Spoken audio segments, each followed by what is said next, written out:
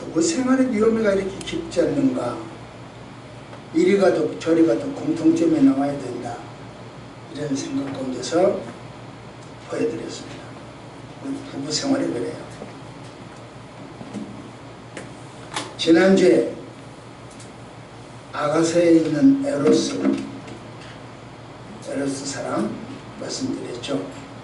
오늘은 아가서에서 나오는 스토르의 사랑에 대해서 한번 말씀드리려고 합니다. 스토르의 사랑은 가족 사랑이죠. 친구와 같은 사랑. 에로스와는 많이 다르죠. 스토르게는 서로를 잘 알고 이해하며 신뢰와 회복으로 배려로 상대방을 사랑하는 거죠. 영화 해리포터에서 해리와 론, 헤르모니 이 사람들의 우정을 스토르게 사랑이다, 그렇게 말할 수 있죠. 어떤 면에서 결혼은 친구를 얻는 거예요. 남자는 여자를 얻는 거고 여자는 남자를 친구를 얻는 거예요.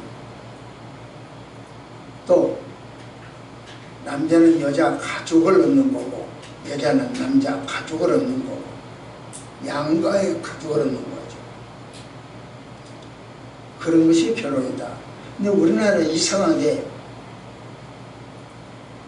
화장실하고 처가는 멀리 있어야 좋다 그래가지고 양가에 있는 사돈끼리는 잘 교통을 안 하려고 해요. 양가 가족도 한 친구로 얻어지는 것이 결혼이다. 사실 우리는요, 예수님과 우리의 관계는 친구가 분명합니다. 동시에 우리 예수님과 우리는 결혼생활, 부부생활이에요. 부부와 동일해요. 그런 점에서 결혼식을 가족사랑, 스토르게 사랑이라고 할 수 있겠습니다. 그렇다면 사랑은, 남녀의 사랑은 신부 신랑 둘이 결혼하는 것으로 사랑이 끝이나 사랑이 완성되는 것일까? 열렬하게 사랑했으니까 결혼, 그것으로서 끝. 그럴까요? 여러분 어떻게 생각하는지 모르겠습니다. 본문은 솔로몬과 술람미 여인이 그 복되고 즐거운 결혼식을 노래하는 것이 본문이에요. 5장까지인데 다 읽지는 않았습니다. 그렇다면 이때 결혼식 할 때 모략, 유향 이런 향품들이 나오고 레바논의 금, 은, 부하들이 나오는데 이걸 제한 없이 써서 무제한 사용을 했어요.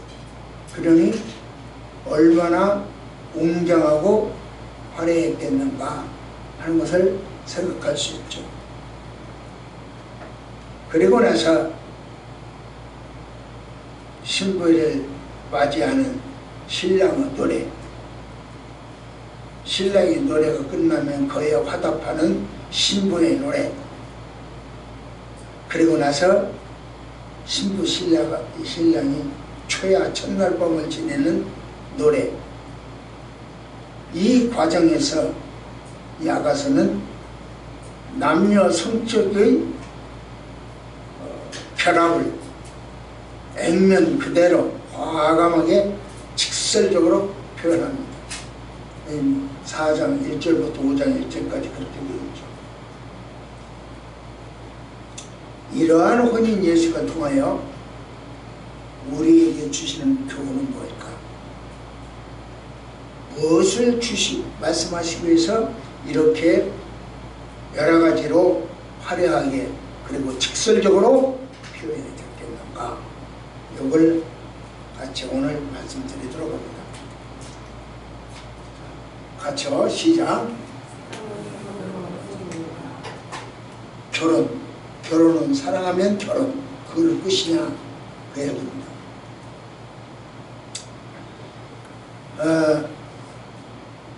한 말씀. 자요. 시작. 결혼은 축복이요. 같이요.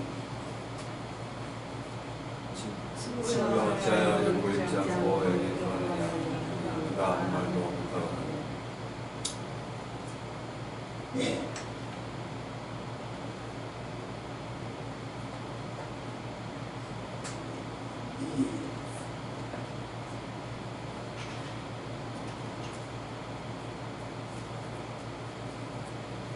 친구여, 어찌하여 예복을 입점 구하냐?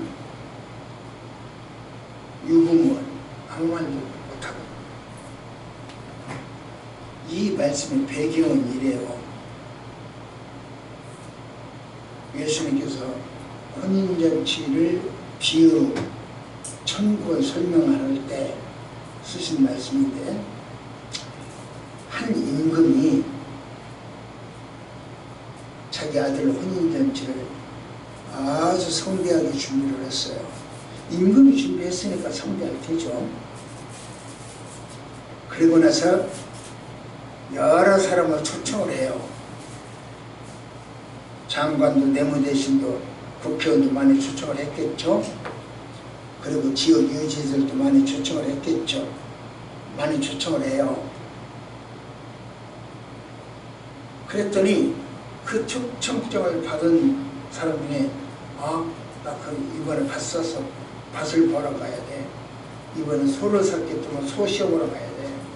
이번에 결혼했기 때문에 부인하고 헤어질 수가 없어. 이런 식으로 이리저리 핑계를 대고 다 안 오겠다는 거야. 화려하게 성심성의껏 준비했는데 안 오겠다는 거야. 그러니까 임금이 잔치를 벌여놓고 아무도 없으니까 화가 엄청났죠. 그래서 이 사람은 가서 길거리 나가서 범죄역, 평촌역, 사거리, 인도권 사거리 나가서 지나가는 사람 모두가 다 불러들여라. 진짜 와야 할 사람들을 초청을 했는데 한 사람도 안 와. 그러니까 안 와도 될 사람들, 평촌역, 범죄역, 인도권 사거리, 저 군포 사거리 등등 가서 다 불러 모아라. 이렇게 하려.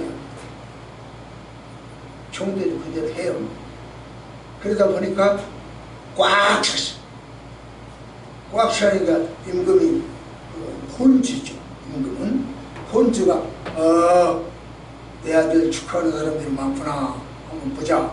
그거 쓱 둘러봐. 둘러보는데 한 사람이 예복을 입지 않아서, 혼인식 할 때는 예복이 있는데 그 예복을 입지 않고 와서 앉아서 먹고 있어. 그러니까 임금이 무슨, 여보세요, 당신은 왜 예복을 안 입었어? 그러면 여러분들이 생각할 때, 우리가 얼른 생각할 때는 내가 이 혼인잔치에 올라고 해서 온 것이 아니라 범죄에서 붙잡혀서 왔어. 강군의 문역에서 왔어. 경천역에서 어떤 사람이 사장에서 왔어. 군포서거리에서 나 지금 바쁜데 딴 데 가야 되니 일 보러 가야 되는데 그 사람이 어떤 사람은 농부 차림이고 어떤 사람은 친구 만나러 가는 모습일 것이고 어떤 사람은 조경하는 사람도 있고 무슨 구구 가질 거란 말이야. 그런 사람들 다 모여야 왔죠. 그런데 예복을 안 입었대요. 정장을 안 했다는 거야. 말이 돼요?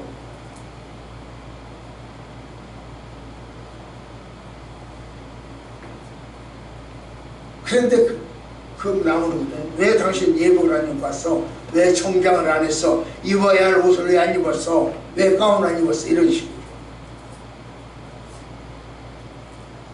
임금이 잘못한 것이오. 안 입은 그 하객이 잘못한 거예요. 한번 가만히 생각해봐요. 누가 잘못한 거예요? 우리가 성경을 단편적으로 보거나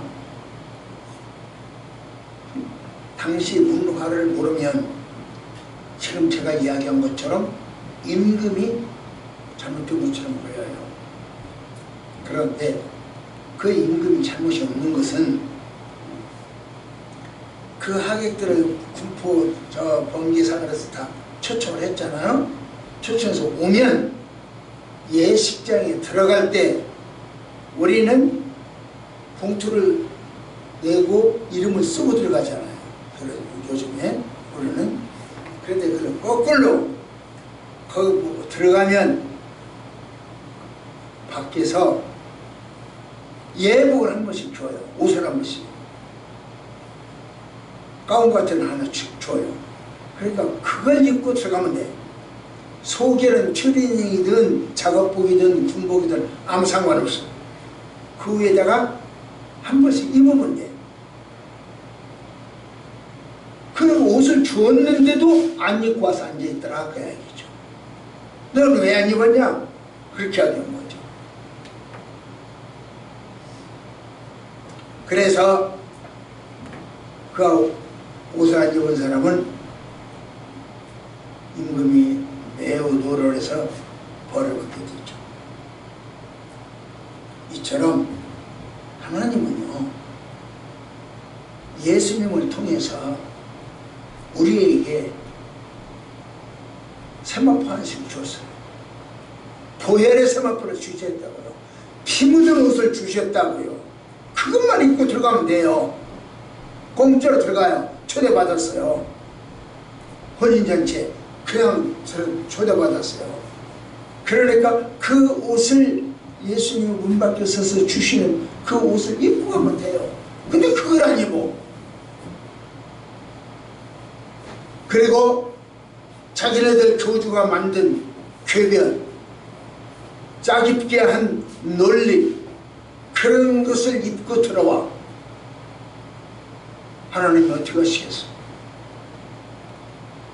그래서 우리는 보혈의 능력 힘입으라는 거죠. 피 묻은 옷을 입어야 된다. 예수의 보혈 옷을 입어야 된다. 그런 이야기. 그럼 교회는 간단해. 내가 어떤 세상에서 어떤 작업복을 입었든지 아무 상관하지 않아. 예수님이 주시는 보혈 옷만 입고 들어오면 돼요. 새 기의 결혼식이라고 하는, 요즘 새 기의 이혼이 우리나라에서 지금 진행되고 있죠. 그러듯이 새 기의 결혼식이라고 하는 영국 찰스 왕태자와 다이애나 결혼식, 윌리엄 왕자와 결혼 비용, 이것은 영국 돈으로 약 3,500만 파운드였답니다. 달러로 계산하면 5천만 달러예요. 결혼식 비용이 5천만 달러가 들었으니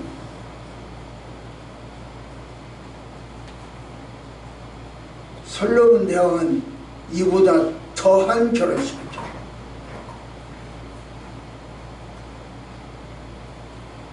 자, 말씀 한번 봅시다. 시작.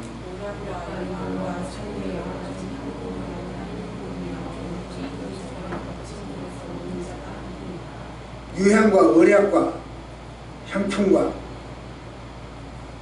이것들이 그 풍기는 향내, 이런 것들이 연기 기둥처럼 올라갔다, 번졌다, 그렇게 하게 돼요. 결혼식이 얼마나 화려했는가를 말하죠.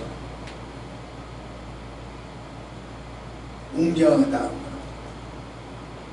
어떤 면에서 부럽기도 하죠. 그렇습니다. 우리가 예수 그리스도와 혼인잔치 할 때 그렇게 웅장해요. 다른 사람들이 그렇게 무서워하고 부러워하고 그런 혼인잔치가 될 것입니다. 우리의 소망은 예수님과 혼인잔치입니다. 보시죠. 시작.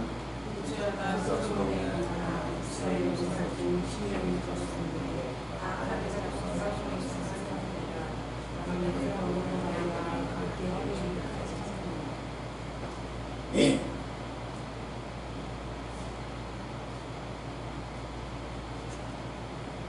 신부가 탄 그 가마는요, 솔로몬의 가마. 솔로몬의 가마는 우리가 대감이 타는 가마하고 솔로몬이 왕이 타는 가마하고 차이점, 크게 차이점이 뭐냐? 이 지붕이 있으면 왕이요. 가마에 지붕이 있으면. 가마에 지붕이 없으면 왕이 아니요. 대감이야. 이런 것처럼 솔로몬이 탄 가마는 지붕이 있고 모두가 금은 다이아몬드로 장식이 되어져 있었어요. 그리고 그 주변을 지키는 것이 왕궁 근위대 최고의 검술을 가지고 있는 사람들이 지켜요.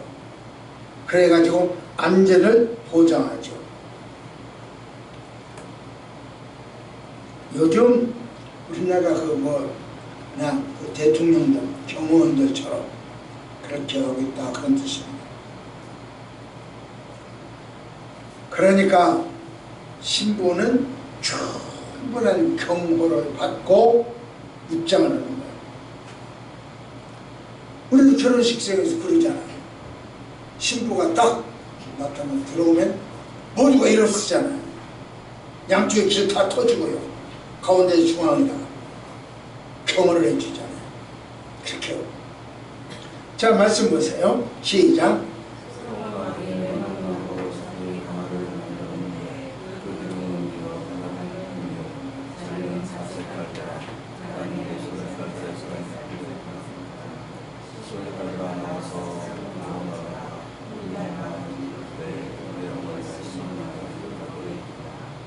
여기서 솔로몬의 부귀영화 어떤가를 알 수 있죠. 그의 부를 결혼식 비용으로 사용하고 있습니다. 부를 아낌없이 사용하고 있어요. 결혼식은 최선을 다하여 준비하고 하객들도 최선을 다하여 축하하는 거예요. 흉내만 내면 안 돼요. 우리가 그리스도를 영접하고 그분을 기쁘게 해드리기 위해서는 헌신하고 애정을 표현하는 것도 이러한 이치에서 당연한 거죠. 신랑 되신 예수님께 신부 되는 우리를 맞이하기 위해서 모든 걸 준비했어요. 십자가에서 당신의 목숨을 바칠 만큼 최선을 다했어요. 이제 우리는 정결한 신부가 되어서 그분에 나가면 됩니다. 그리하면 신랑의 축복은 물론이고 천하의 모든 사람들과 만물이 기뻐하고 즐거운 마음으로 축복할 것입니다. 결혼은 축복이에요. 결혼식에 오셔서 축복 안 하는 사람은 짝사랑한 사람이에요. 삼각관계 있는 사람, 문제가 있는 사람이에요. 결혼은 축복이에요. 오늘 본문을 통해서 결혼은 축복이다. 하는 사람도, 결혼하는 사람도 축복이고 하객들도 축복이에요. 모두가 다 축복해야 해요. 축복관계가 결혼이다. 그 이야기를 해주고 있습니다. 두 번째로 볼까요? 결혼은 시작.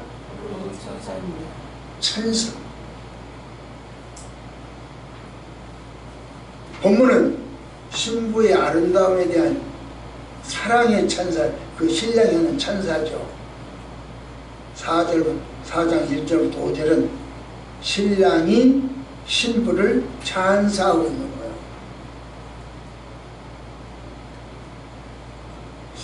사실 술람미 여인이 우리가 객관적으로 생각해 볼 때 미녀가 아니었어요. 하와이에 가면은 몸이 이렇게 큰, 배도 이만큼 나고 힙도 이만하고 이 종아리도 이만큼 큰 그런 여인을 동상으로 만들어놨어요. 어떻게 보면 코끼리 같아, 하마 같아. 그렇게 뭐 큰 덩치들이 동상으로 만들어놨어요. 거리에 세워놨어요. 야, 왜 저렇게 세워놨냐? 하와이에서 최고의 미녀는 뚱배요. 배 많이 나오고 많이 모든 게 다 하여튼 커. 가슴도 크고 힙도 크고 종아리도 크고 다 커. 그게 하와이에서 최고의 미녀였어요. 그런 식으로 이 술람미 여인을 보면 머리는 곱슬머리였고 얼굴은 토인처럼 됐고 손은 거칠거치고 피부가 거칠고 그렇게 됐어요. 객관적으로 볼 때는 별로야. 하와이 미녀처럼 별로야. 그럼에도 솔로몬은 그 술람미 여인을 엄청 사랑을 했고 엄청 좋아했어요. 그런데 결혼하기 위하여 예쁘게 꾸몄다고요. 값비싼 보석과 향품을 사용해서 꾸몄다고요. 그러니 얼마나 아름다고 했어요. 여인이 가장 아름다운 날이 결혼식하는 날이라고 하죠. 몸무게도 그날이 가장 가벼웠고, 권사님은 원래 날씬했었으니까 그때는 뭐 걱정 안 했었을 것인데, 몸무게도 가볍고 가장 아름답게 꾸민 게 결혼식 날. 이 술람미 여인도 그랬다고요. 그러니 그렇지 않아도 예뻐 보이던 이 술람미 여인이 솔로몬에게 예뻐 보였잖아요. 그런데 그렇게 꾸몄으니까 얼마나 예뻤겠는가. 자, 한번 보세요. 직접 보세요. 시작.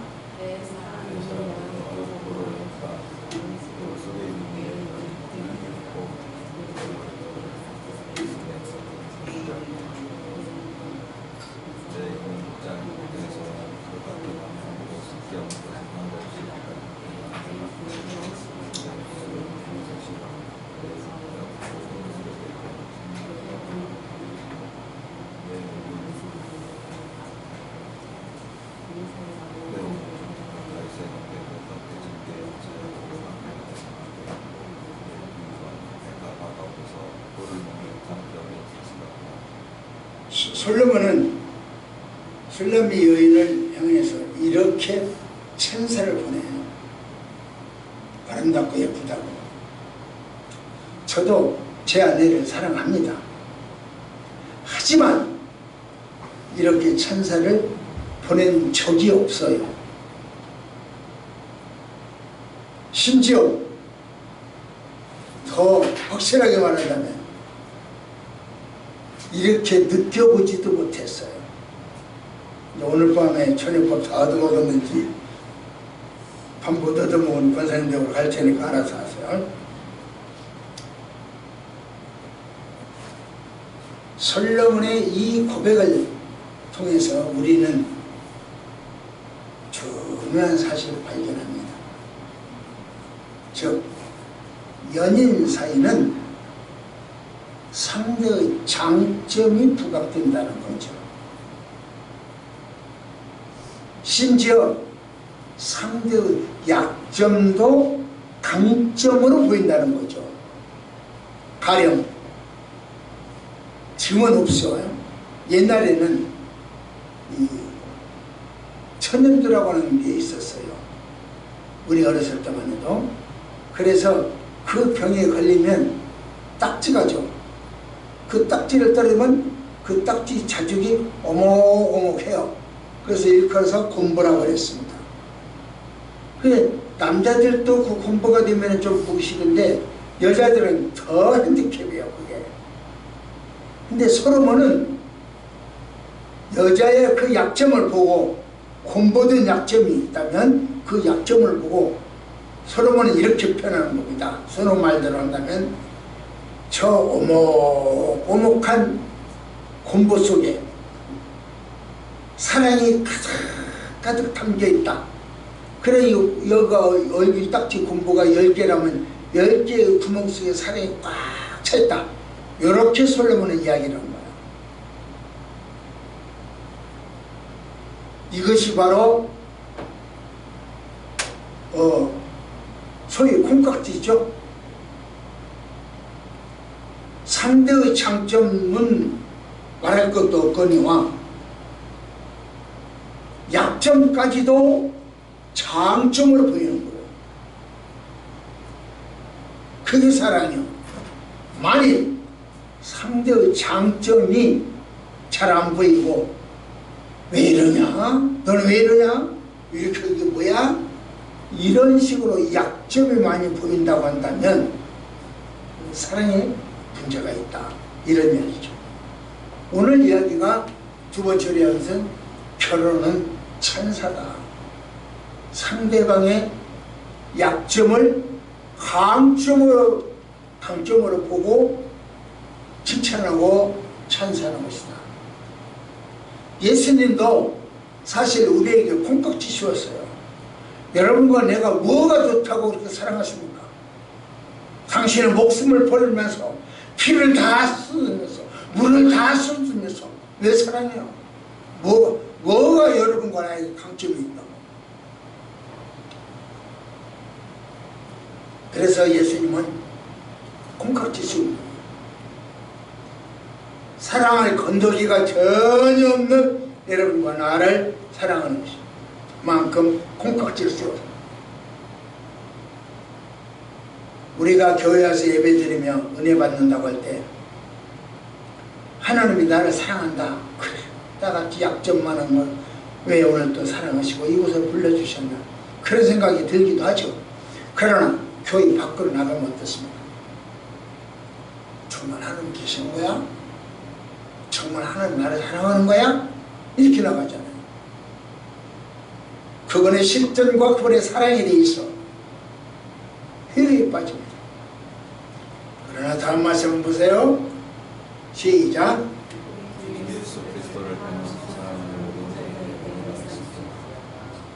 변함없는 사랑이요. 하나님의 사랑은 변함이 없어요.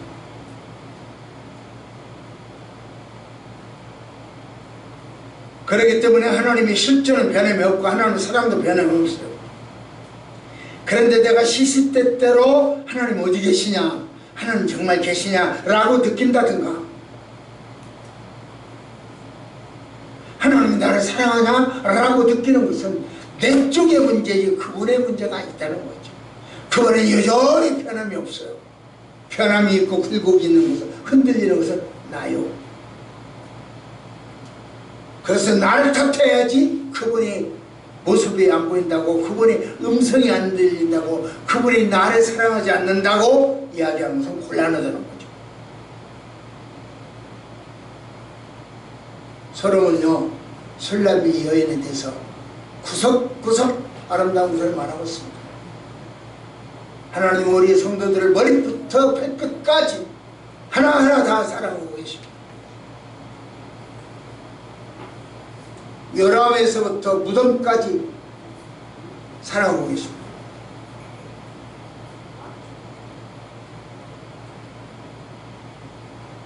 여러분, 제가 한번 오래전에 이야기한 적이 있어요. 하나님이 나를 사랑하는 것 어떻게 하느냐? 간단해요. 제가 알려드릴게요. 권사님한테 누가 당신이 교회 나간 다음에 하나님 당신을 사랑하는 증거를 대봐. 그런 사람도 있고, 본 사람 스스로 나 자신이 그렇게 느껴. 하나님 정말 계신가? 하나님 정말 나를 사랑하신가? 네, 못 느끼니까 그렇게 할 수도 있어요. 그런 건 막 세워봤어요. 제가 지난번에 저 방송국 CTS 방송에서 사인사석할 때 그 이야기를 한번 했더니 굉장히 좋아하던데, 그 나오신 분들이 이 손톱이요, 나 지금 어제 그저께 손톱을 깎았어요. 이 손톱을 깎으면 장차 손톱이 나올까요? 안 나올까요? 나오죠. 지금 그저께 깎은 오늘 여기 1mm 나왔네? 느껴져요? 여기 2mm 자란다? 느껴져요? 이게 0.5mm 지금 크고 있다? 느껴져요? 내 느낌과는 전혀 관계없이 얘들은 자라나요. 맞죠? 내 느낌 아무 상관없어. 네가 느끼든 느끼지 못하든 그건 상관없어. 그냥 자라고 있어. 네 느낌은 상관없이. 머리카락도 그래. 머리카락도 이명훈 집사님 저렇게 곱게 머리를 잘랐는데, 본인이 느끼든 느끼지 못하든 머리카락은 지금 자라고 있어요. 못 느끼고 느끼는 것은 본인의 문제예요. 사실은 자라고 있어. 이게 사실이에요. 마찬가지. 하나님이 우리를 사랑하시고, 예수님이 우리를 사랑하시고, 하나님이 내 곁에 계시고, 예수님이 내 손을 잡고 이끌고 계신다. 그건 사실이에요. 그걸 느끼든 느끼지 못하든 건 나야.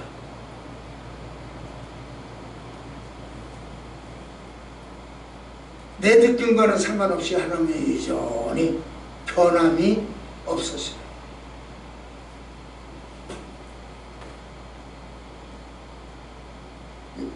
여러분 알다시피 우리 휘가 저하고 산에 잘 가죠.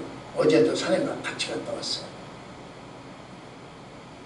한 번도 만나본 적 없는 지나가는 아저씨들이 사탕을 주고 가요. 초콜릿을 주고 가요. 먹을 주고 가요. 왜요? 대견하다. 사랑스러워서. 칭찬해줘. 어떤 사람은 당신이 배낭이 뒤에 매있으니까 휘 가방을 자기 앞으로 목으로서 앞으로 걸고 가요. 뒤에는 자기 것, 앞에는 휘 것. 손이 안 들어가잖아요. 그 가방 뒤에는. 앞을 긁고 가요. 아무리 달려도 안 돼요. 그리고 앞에 이만한 불로 나왔으면 발이 안 보여요. 밑에. 그래서 위험해요. 넘어지고. 그러면서 앞으로 메고 가요. 왜? 그게 사랑이에요. 사랑은 칭찬이요. 사랑은 찬사요. 왜 이러냐라고 따지고 들어가고 사사건건 물고 늘어지는 것은 사랑이에요. 사랑이 없다는 증거요. 오늘 아가서에서 그 말을 묻는 거예요. 자, 마지막 세 번째는 하나 더 없어. 시작. 결혼은 기쁨이요. 두 사람은 화려하고 장엄한 결혼식을 마치고 초회를 맞았습니다. 요즘 어떤 사람들은 결혼 말고 동거 이렇게 이야기합니다. 그들은 섹스는 즐겨도 책임과 의무가 따르는 그 결혼은 못하겠다. 회피하고 가정을 배제하는 거죠. 가정이 없으니 가족을 구성할 수도 없고, 가족이 없으니 아이도 없는 거죠. 어떤 면에서 홀가분하고 편할지 모르겠습니다. 그러나 그런 사람들에게 하나님이 이렇게 말씀하십니다. 시작.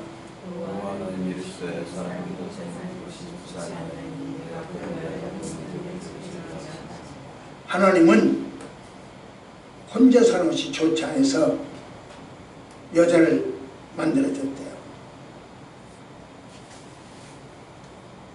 그런데 사람들은 독신 혼자 사는 것이 좋다고 이야기합니다. 하나님은 남녀의 결합을 원했어요. 그런데 어떤 사람은 남, 여 동거를 해요. 동성애로. 동성애를 옹호 지지하고 있어요. 심지어 동성애자들 표를 얻기 위해서 동성애 지지하는 단체로 하여금 국회의원 후보를 추천하라고 했어요.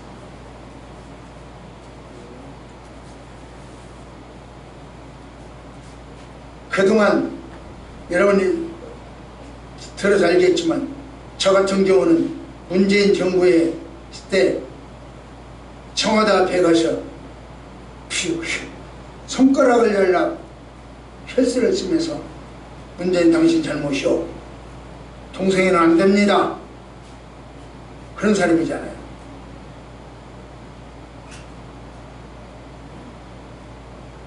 그런데 그들 표를 얻어야 되겠거든. 한 표라도 얻어야 되겠거든. 그러니까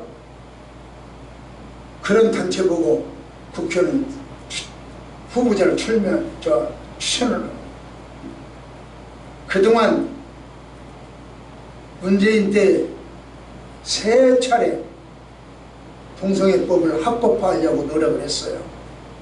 그런데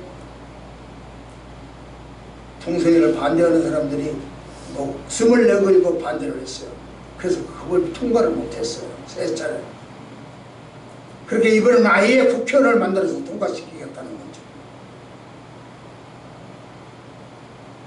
아까 우리 권사님 아까만 아니라 계속 그렇지만 4월 투표에 관심 있게 기도하십니다.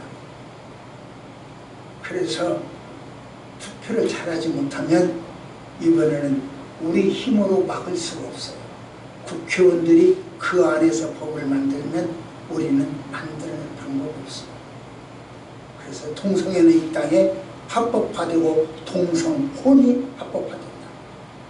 그걸 막는 방법은 4월 총선입니다. 자, 봅시다. 시작.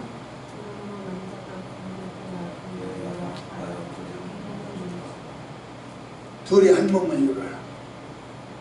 남녀가 연합해서 한 몸을 이루는 이게 결혼이요. 근데 그들은 동성애자들은 안 하려고 그래. 그러니까 성경에 위배돼.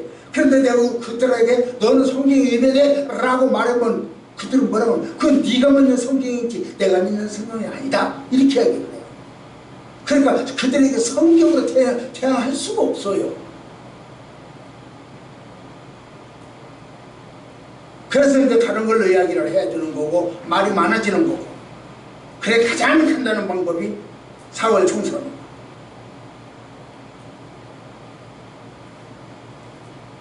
하나님은 이렇게 말씀하십니다. 시작.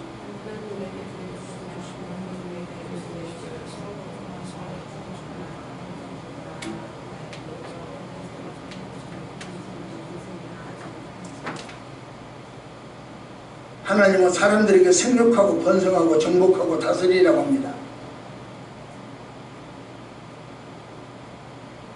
이 복을 주기 위하여 결혼을 하래요. 아기를 낳고 딸을 낳으래요. 생육하고 번성하고 충만하고 다스리는 복을 줄 테니 그렇게 해라. 그 얘기요. 그런데 사람들은 어떻게 합니까? 한국인의 3분의 1만 결혼에 긍정적이요. 22년도 결혼은 19만 1700쌍밖에 안 돼요. 합계 출산율은 0.78명 요즘 더 떨어졌다고 합니다. 그렇게 밖에 안 돼요.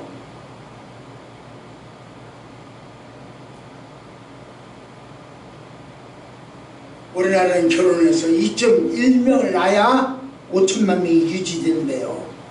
2.1명을 낳아야.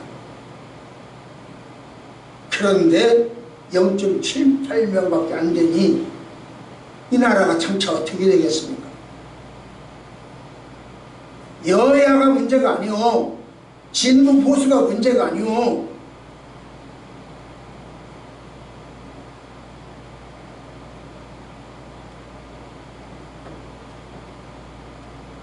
동성애자를 추천하고 그들에게 표를 구하고 꼼수죠. 결혼은 꼼수가 아니라 기쁨이에요. 여러분, 남녀간의 사랑의 사랑 종점이 어디요? 결혼? 그러면 결혼은 종점은 뭐예요?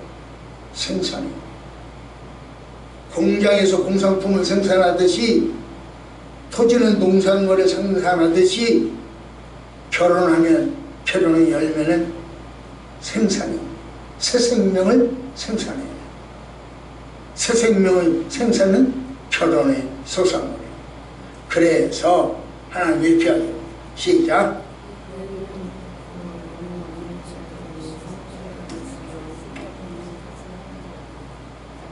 결혼하면요 쌍태를 가져요. 쌍태. 모두가 쌍태를 가져야 돼요. 이 말은 생육하고 번성한다는 것이죠. 생산하고 출산하는 것이죠. 출산 방법, 혼전 또는 혼의 방법으로 출산하고 생산하면 그건 아니죠. 22년도에 53.5%가 아이를 가질 필요가 없다고 했어요. 31.5%만이 입양 의향이 있다고 했어요.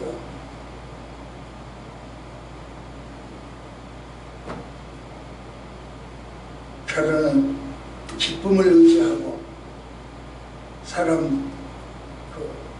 인지하는 사람들끼리 나눌 수 있는 이야기들입니다. 동성애, 수관 이런 것들로 결혼을 대체할 수는 없습니다. 그런 사람을 국회로 보내면 결국 동성애를 합법화하고 맙니다. 말씀 한번 보십시오. 시작.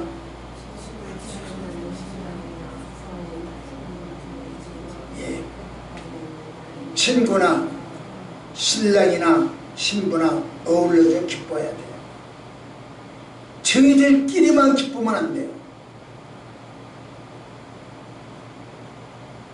남자 데려와서 나 결혼하겠습니다.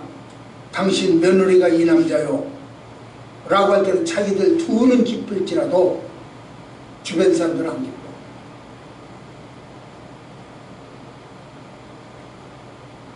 유빈이가 여자 데려와 가지고 당신 사유요 한다면 저희들 둘은 좋을지 몰라도 권사는 안 좋아요. 그래서 동성애가 합법화하면 안 돼요. 그런 사람이 국회의원인데 안 되고 그걸 밀어내는 지지하는 사람들은 됐어도 안 돼요. 말씀을 읽겠습니다. 결혼은 축복이고 찬사이고 기쁨입니다. 신부 신랑은 축복받아야 하고 천사받아야 되고 기쁨이 있어야 합니다. 이것은 자기들만의 문제가 아니라 주변 사람들이 그래야 된다는 거죠. 그래서 가족은 물론 하객들이 스트레스의 사랑을 나눠요. 오늘 지금 스트레스 사랑을 이야기합니다. 스트레스 사랑을 나눠야 돼요. 결혼식을 계기로 시간이 흐르면 자연스럽게 발전하고 깊어지는 사랑, 이게 스트레스 사랑. 절기 중에 교회의 절기 중에서 종려주일이라고 한다면 오늘이 종려주일이요. 예수님이 낙이 타고 예루살렘 성에 입성할 때 자기 옷을 벗어서 갈기도 하고 종려나무 가지를 깔기도 하고 카페트를 만들어서 그 위에 지나가게 됩니다. 그리고 사람들이 종려나무 가지를 들고 호산나 호산하면서 외치고 환영하고 축복해요. 그것을 기념하는 주일이 종려주일이에요. 이 종려주일, 이곳은 신랑 되신 예수님이 신부된 우리를 데리러 오시는 장면은 예시야.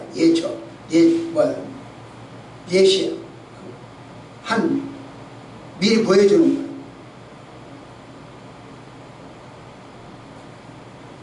종려주일의 축복이 여러분과 우리 교회와 이 나라에 가득하기를 축복합니다.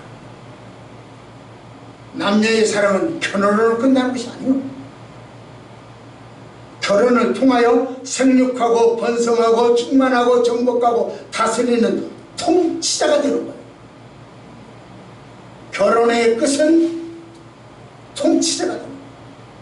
통치자를 생산하고 통치자를 만들어내고 확정하고, 그래서 사랑의 끝은 결혼이 아니라 하나님 나라의 확장입니다. 남녀가 사랑하는 것으로 끝나는 것이 아니고 결혼하는 것으로 끝나는 것이 아니라 하나님 나라 확장까지 가야 돼요. 그래서 애기 안 낳는 것도 문제가 있는 것이고 남녀끼리 동성끼리 결혼하는 것도 문제가 있는 거예요. 근데 이 이야기를 성경에 근거해서 저들에게 이야기할 수 없어요. 안 통하니까. 그건 너희들 성경이라고 하니까. 그래서 우리는 4월 총선을 잘해야 됩니다. 이렇게밖에 말할 수가 없어요. 기도하십시오. 오늘을 주신 하나님, 목을 내어 외쳤습니다. 통성애로 얼룩지지 않고 하나님 나라가 문제가 되어지지 않도록 힘껏 외쳤습니다. 이 외침이 허공을 치는 메아리가 되어지지 아니하도록 주여 도와주옵시고, 결혼 두 사람만의 사랑이 아니라 이웃을 얻는 것을 기억하는 오늘이 되어지게 하옵소서. 예수님 이름으로 간절히 기도드립니다. 아멘. 우리 찬송